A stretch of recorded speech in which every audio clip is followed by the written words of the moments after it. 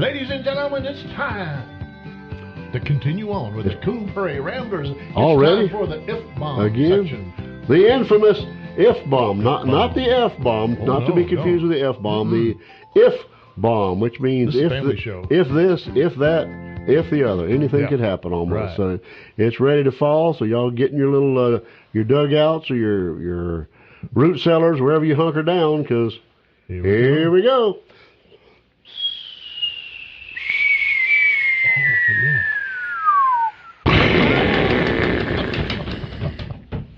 Oh, man. All Hey, right. made the computer come on. Wise guy. Yeah. Certainly. All right. That was a good one. Well, what? I forgot to lick my lips, so my little dry whistle in there. But our F-bomb today, if you could go back in time to any point in history, an era or a particular event that was going on right then, and if you could take one thing with you, what would it be?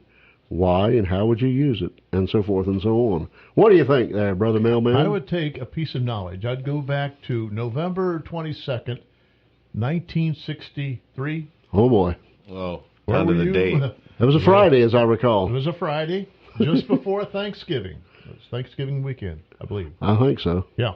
And Around lunchtime. yeah, around lunchtime. And if I had a piece of knowledge, I have a piece of knowledge now. Okay. I would be on the street corner. This is a JFK assassination. John Yes. Fitzgerald Kennedy. Yes, it is. And for you that didn't exist back then. Or have forgotten it already. Yeah.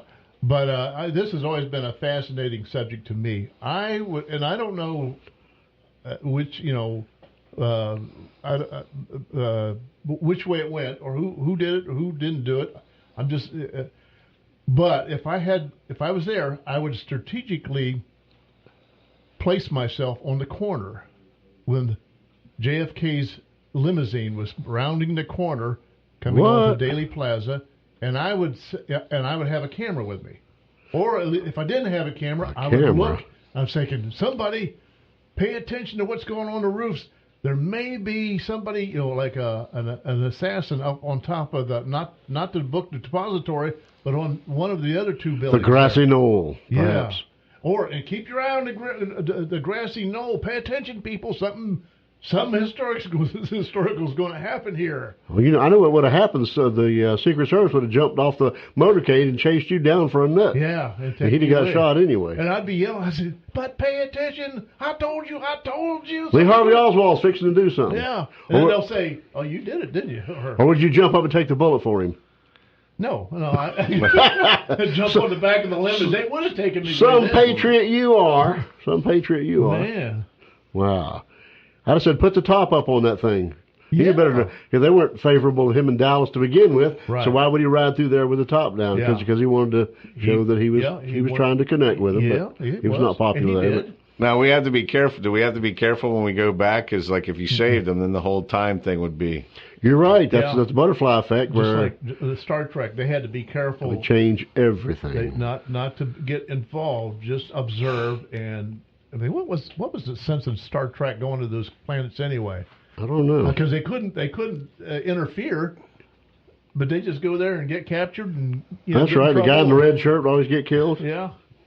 Every year. You watch. The new guy with the red shirt. But I'd be out you always get killed. He always took it. That's right. The one with the red shirt always gets it. Yeah. Look at the grassy knoll.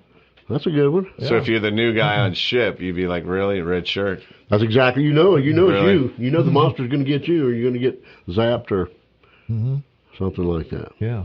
But Troy, you mentioned something about you could be, if you took something back into history, you could be seen as a witch and kill you, or a god. I mean, it depends on what you took back.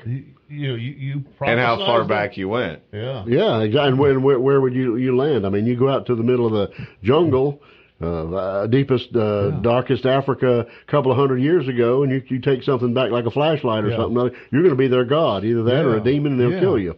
Or you could prophesy. You could say, here's a prophecy. This is going to happen. But you better know something's going to happen soon. You can't say, in 200 years, this is going to happen. Yeah. If you messed up by a day, Yeah, but that'd be tough because when you did that, there'd be the guy that was originally there before you showed up, and he might get a little jealous. And that's right. They could change everything. No, he might give you a red shirt. Yeah, you're right. That'd be my luck. That's kind of like the premise of the book we read in literature, the Connecticut Yankee in King Arthur's court. Yeah. Went back and they were going to kill him, but he said he told them he knew of a certain date when there was going to be a eclipse of the sun, and he threatened them, I'll take your son away or whatever, and when it started happening, they believed him. But that's just an old book. Remember who that was written by? I sure don't. Jules Verne. No, somebody writes sci-fi. Sam Clemens, wasn't it? Mark Twain? I don't know. Oh, I'll have to research that. I'm not sure now. Trivia question for this week. Call in and tell us. Yeah, we're not live, but you can call anyway. So how about you, Luke? What would you take? Where would you go? I'd go to the Black Hills of the Dakotas in summer of 1776, I think. Yeah. Custer's Last Stand. No, 18. 18. I'm sorry, not 17. Yeah. 1876. Yeah. I'll take with me a Gatling gun. Yeah. A Gatling gun. And that would change things, I would think. That would be a game changer. Yeah. So I'd mow down all the Native Americans. But I don't know. I don't think I would do that. That's not a good thing. I would mow down Custer. Well, you'd go down bad in history because nowadays, the Indians that bad. You're Luke right. Wilson. I would shoot Custer multiple times with a Gatling because he was a weasel. Custer got everything he deserved and then some. Custer was sorry, not just because he was a Yankee during the Civil War and one of their famous captains, and later on became a general. Yankee. Oh yeah, he fought in the Civil War. He was known for charging into battle head first in front of everybody, and somehow all those years he was unscathed. Yeah. Other people were getting shot all around him and stuff like that. He would charge into battle like that. Of course, you jump in front of the camera and get a picture. He would have. Yeah. But back in the day, then after that, they were having problems with the Native Americans. He'd wait till all the people were out hunting, and he'd go in and kill all the women and children and stuff like that. So I think he got what he deserved. I don't think I'd shoot the Native Americans after all. Well, what about those poor blokes that had to fight along beside him? What about them? I mean, I don't know. They got the bad end of the deal. They were guilty by association, I guess. So how would you be? Would you be able to change history or something, or you just go in knowing that he's going to get? There would be no such thing as Custer's Last Stand. I don't guess. I don't know if they'd call it that or what. Would you whisper into Custer's ear, "Hey, there's a bunch of Indians, more than you thought out there"? Well, first of all, he shouldn't have split his men like he did. He had two big, good regiments, and he sent them in different directions or whatever. And he didn't know that 10,000 Native Americans were going to show up and have a little party for him. So if you warned him, it could have been like his second to last stand. Yeah. There you go. Yeah. That's a good idea. Yeah, he's going to mess up anyway. Oh. Or you could have went into the Sioux camp and talked to Sitting Bull. Yeah. Got next to him and said, "Look, come on, let's think I said, spare the other guys. Take Custer, but let the other guys go. Yeah. That'll teach a lesson. And you'll go down good in history. That's right. All right, that's mine. It wasn't a very good one. You got one, Troy?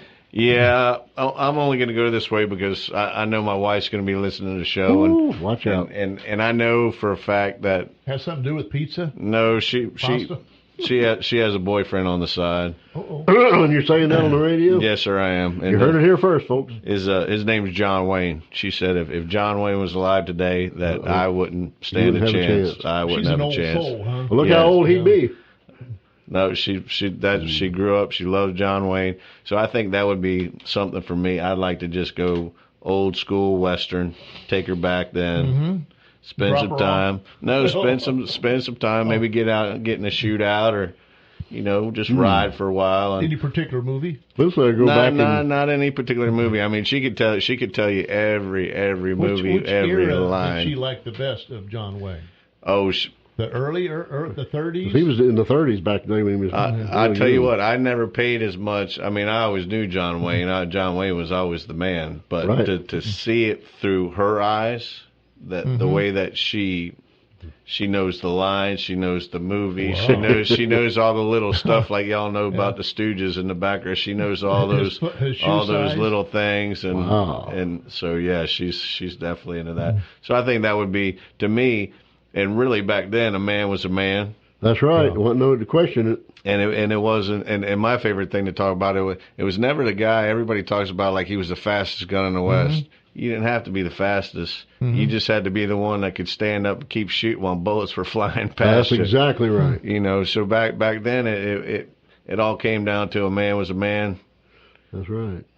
And take it to the street if you needed to. And I don't know. I kind of always saw that and aspired to that. That's the way we should grow up. Did she know that John Wayne was bald-headed?